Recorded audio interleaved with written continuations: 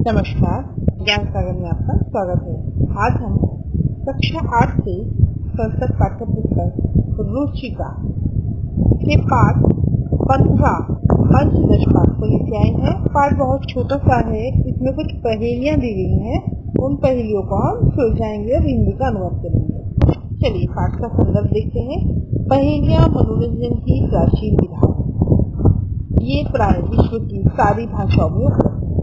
संस्कृत के कवियों ने इस परंपरा को अत्यंत समृद्ध किया है।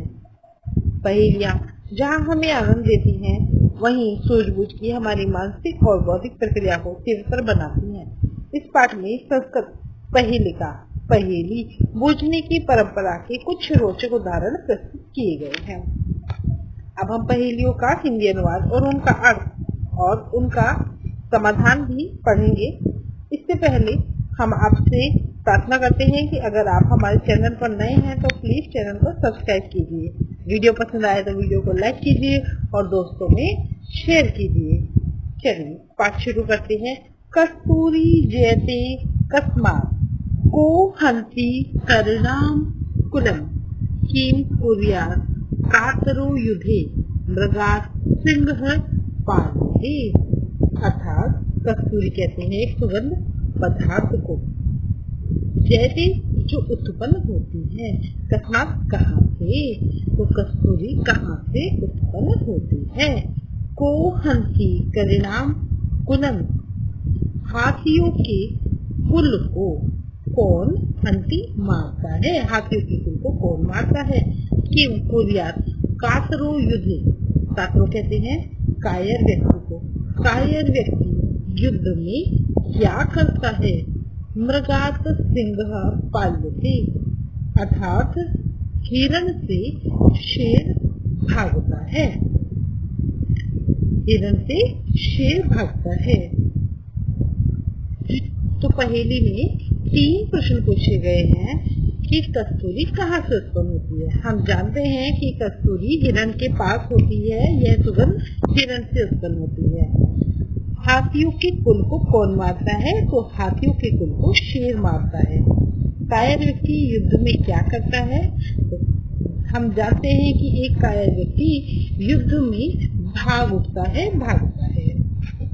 पद 2, सीमंती निशु का कांता राजा को भूत गुणोत्तम विदर्भी का सदा वंधा इत्रवोकम न बुद्धते। अर्थात सामंती शु कहा जाता है नारी में सबसे शांत कौन है। नारियों में सबसे शांत किसको कहा जाता है, कौन है। राजा, सबसे गुणवान राजा कौन हुआ था। विद्वानों द्वारा विदर्भी का सदा वंधा, विद्वानों द्वारा कौन वंदनीय है। और समझा नहीं जा रहा है, उत्तर यहाँ पर जो बताया जा रहा है वो समझा नहीं जा रहा है। प्रश्न में इस पहेली में 3 प्रश्न पूछे गए हैं, जिनका उत्तर है कि नारियों में सबसे शांत अर्थात धैर्यवान कौन है, तो वह सीता है। माता सीता को सबसे धैर्यवान और शांत महिला कहा जाता है। सबसे गुणवान राजा कौन है, तो पुरुषोत्तम राम सबसे गुणवान राजा है। विद्वानों द्वारा कौन वंदनीय है, तो विद्वान विद्या की वंदना करते हैं, तो विद्या विद्वानों द्वारा पूजनीय है, वंदनीय है। पद 3, काम प्रधान कृष्ण का शीतल वाहिनी गदा के दार पोषणरता कम बलवंतम ने बाधते शीतलम। अर्थात कृष्ण ने किसको मारा, किसका संहार किया, किसको मारा। शीतल जलधारा वाली गंगा कौन है, अर्थात कहाँ पर बहती है। तीसरा प्रश्न है पत्नी का पोषण कौन करता है और किस बलवान को सर्दी नहीं लगती। का बलवंतन ने बोलती शीतल, किस बलवान को शीतल यानी सर्दी नहीं लगती। 4 प्रश्न दिए गए हैं इसमें। प्रश्न 4 के उत्तर जानते हैं। कृष्ण ने किसको मारा, हम जानते हैं कृष्ण ने कंस को मारा, तो उत्तर हुआ कंस। काशीतल गंगा, तो शीतल जलधारा वाली जो गंगा है वो काशी में अर्थात काशी में बहा करती है। कि बार पोषणरता, यानी पत्नी का पोषण कौन करता है, तो केदार अर्थात किसान पत्नी का पोषण करता है। और किस बलवान को सर्दी नहीं लगती, तो कंबल वाले व्यक्ति को सर्दी नहीं लगा करती। पद 4, वृक्षाग्रहवासी नैत्य पक्षीराज, त्रिनेत्रधारी नैत्य शूलपाणी, वस्त्रधारी नैत्य सिद्धियोगी, जलम च विभुन घटो न मेघा। अर्थात वृक्ष ग्रावासी कहते हैं वृक्ष की टहनियों पर रहने वाला, तो वह वृक्ष की टहनियों पर रहता है, परंतु पक्षीराज अर्थात गरुड़ तो नहीं है। त्रिनेत्रधारी, वह 3 आंखों वाला है, लेकिन भगवान शिव नहीं है। शूलपाणी कहते हैं भगवान शिव को, वह भगवान शिव नहीं है। स्वर्ग वस्त्र धारणी नैत्य सिद्धियोगी, वह छाल के वस्त्र तो पहनता है परंतु सन्यासी नहीं है।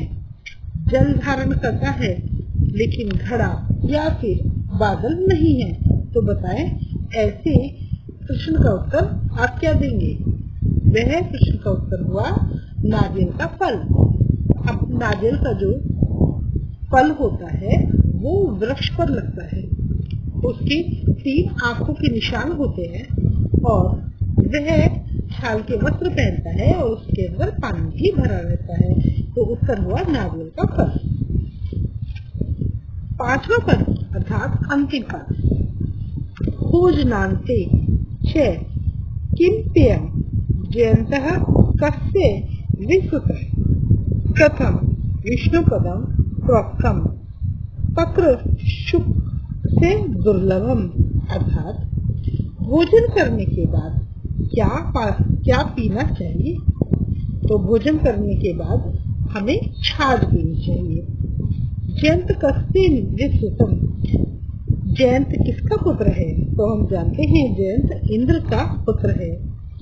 कथम विष्णु पदम प्रोक्तम, स्वर्ग को कैसा कहा गया है? तो स्वर्ग को बड़ा दुर्लभ कहा गया है। ठीक है। और तक्र शुक्र से दुर्लभ, छाछ इंद्र का दुर्लभ है। आशा है आपको यह पाठ जो कविता के रूप में दिया गया है इसका हिंदी अनुवाद अच्छे से समझ आया होगा।